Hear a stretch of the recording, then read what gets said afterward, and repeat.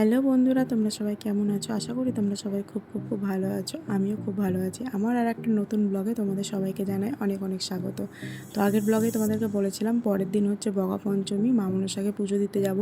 তো সকাল সকাল আমি পুজো দিতে চলে গেছিলাম।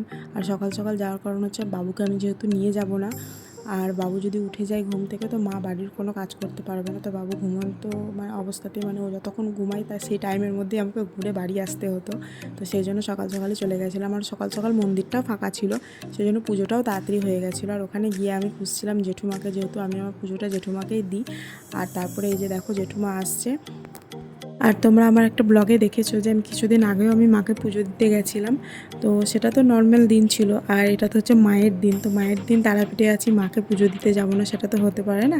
তো সেই জন্য চলে গেছিলাম হচ্ছে মায়ের কাছে পুজো দিতে।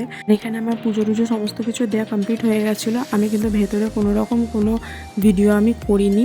আর এখানে যাওয়ার সময় আমি দেখেছিলাম যে এখানে কাঁঠালি কলা বিক্রি হচ্ছে, তো সেই জন্য বাবুর জন্য এখানে কিছুটা কাঁঠালি কলা নিয়ে নিই। আর দেখতেই পাচ্ছ চারিপাশে কত মেলা বসেছে। এটা কিন্তু যত বেলা যাবে তত আরও বেশি জমজমাট হবে। আশা করি তোমরা যারা ফুলিরডাঙ্গা আসো তারা তো বুঝতেই পারবে। আর তারপরে এখানে আমি টোটো করে চলে যাচ্ছিলাম হচ্ছে বাড়ি। তো চলো আজকের মতন টাটা, দেখা হচ্ছে নেক্সট ব্লগে।